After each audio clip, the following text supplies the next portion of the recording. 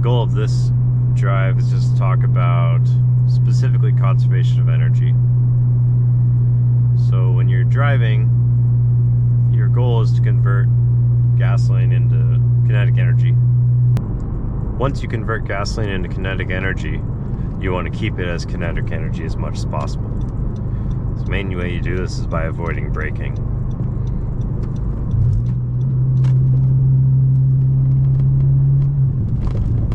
If you can avoid braking as much as possible, you will have a higher gasoline efficiency in terms of miles per gallon.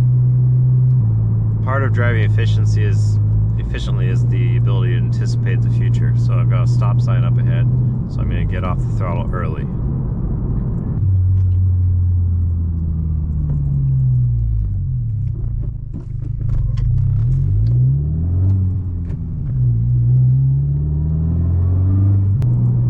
The reason I wanted to make this video is because a lot of times we want to talk about hypermiling, but I really wanted to get into the details of conservation of energy.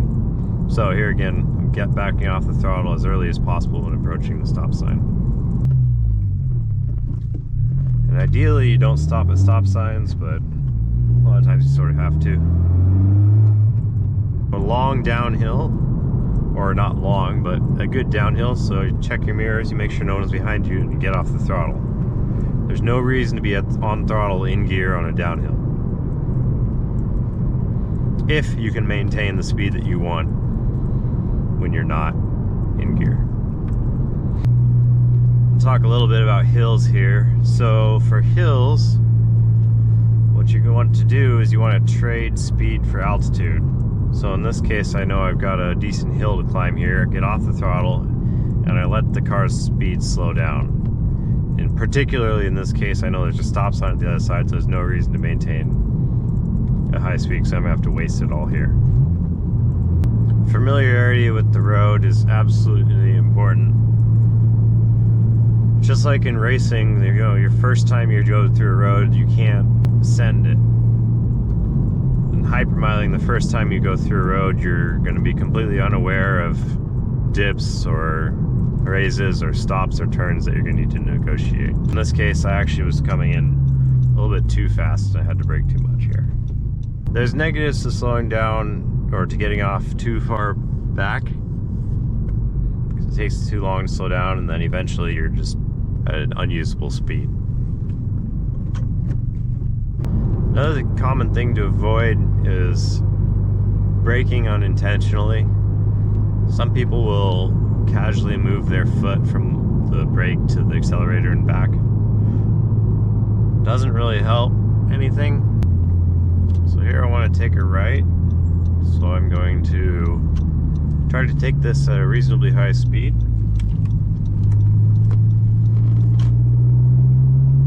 If you can keep speed through a turn, that's less speed that you have to make up later. Speed limit drops. Alright, so if you see the speed limit is lower up ahead, get off the throttle.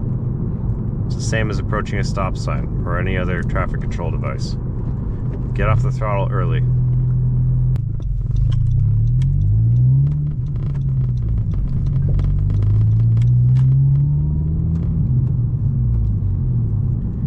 Turns onto downhills. It's a really easy mistake to make where you think you need to get up to speed when you're taking a left or right turn into a downhill. You don't. Get off the throttle below the speed limit because your speed will increase as you go down the hill. Here's where you actually do want some drag. So at a downhill where coasting will increase your speed, get back into gear and let your car charge your 12-volt battery, or if you're driving a hybrid, your high voltage battery. So now here,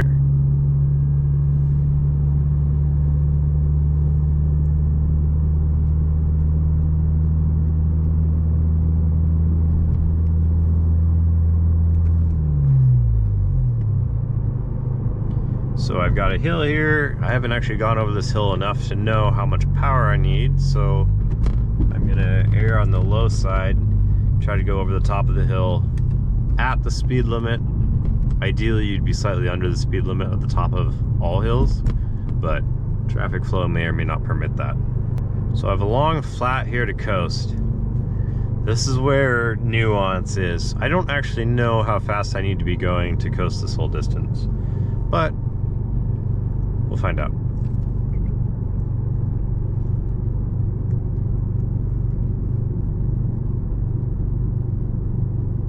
And yep, be able to coast this whole distance all the way to the roundabout and entering the roundabout at a decent speed.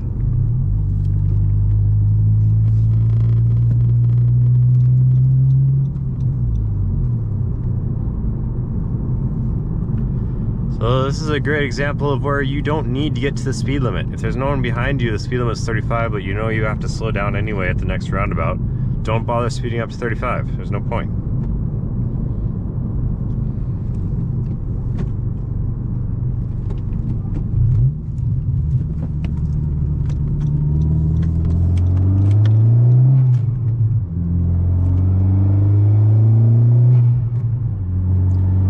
On ramps, there are no speed limits in Washington State, so you can get up to whatever speed you want.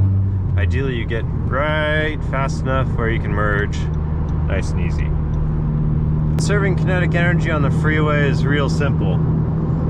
Give yourself a space in front of you, and if the traffic slows down, try to anticipate it before the person in front of you brakes. So if you see brake lights 8-10 cars ahead, then get off the throttle. Obviously, every car is going to be different, but the concepts of conservation of energy will never change. You always want to avoid braking if possible. You always want to carry speed through turns. You always want to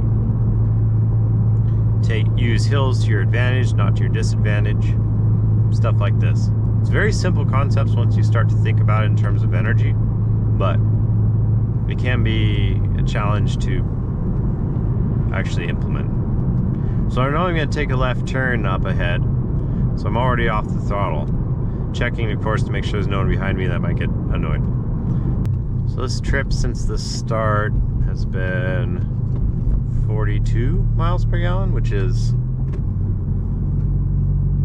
not the highest trip that I've had, obviously, but it's pretty decent. And I didn't do anything crazy yet.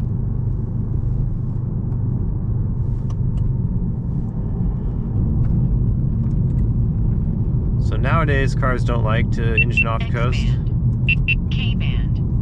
K-A-band. But that doesn't mean you can't do it.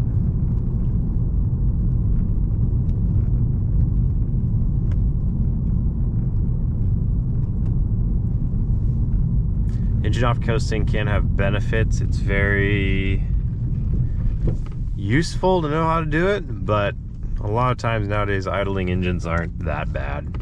So engine on coasting is plenty good.